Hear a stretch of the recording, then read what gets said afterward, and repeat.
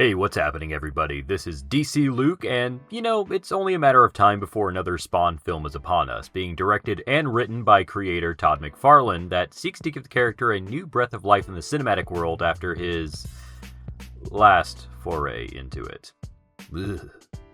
Anyway, we at the Hybrid Network figured we'd take it upon ourselves to dive a little deeper into the world of Spawn, to give a little more context for the type of character he is and how the upcoming movie is looking to take a different approach to him. For now, we're going to be exploring Al Simmons, the initial and probably most famous character to become Spawn. Created in 1992, Spawn was one of the premier characters to arrive out of Image Comics, a new rival publisher that was formed off the backs of the most illustrious comic artists and creators at the time, whom felt unfairly treated by the for-hire practices of the bigger companies, Marvel and DC. Each of the creators, including Todd McFarlane himself, sought to retain control over their creations and to be given the freedom to pursue their artistic endeavors on their own terms, and not to be stiffed for their endeavors by the bigwigs.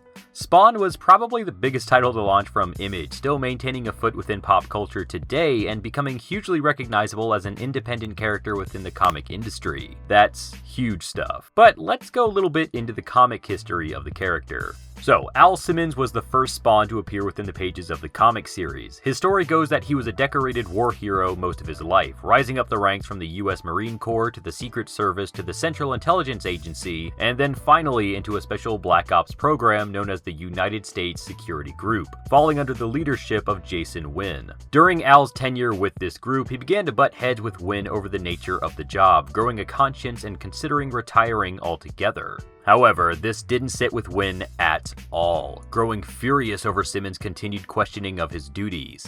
On a routine mission, he had Simmons' friend and partner Bruce Stinson, known later on as the superhero Chapel, kill Simmons in a fiery explosion, leaving him dead to the entire world. But this was not the end, as due to his crimes as an assassin within the US security group, Simmons was dragged to hell and faced with eternal punishment at the hands of the powerful demon Malbolgia. However, in exchange for his soul and eternal servitude, Malbolgia granted Simmons another chance to say goodbye to his wife, becoming his Hellspawn. Once Simmons returned to the Earth, he found he had a terrible case of amnesia, faintly remembering what had happened to him and where he could find his wife, Wanda. Meeting up with all kinds of criminals and supernatural threats like Violator, Simmons did manage to find his wife, but he was devastated to learn that she had married his best friend and had a child with him. He had been dead for 5 years, and the world had moved on without him. Still, devoting his time to fighting against evil threats, Simmons began to use his powers to try and take revenge against Malbolgia and the forces of hell, while also fighting against beings that would seek to do him harm, from mob bosses to angels of heaven, embracing himself as Spawn, utilizing a host of powers while also trying to conserve his necroplasm reserves to remain on Earth.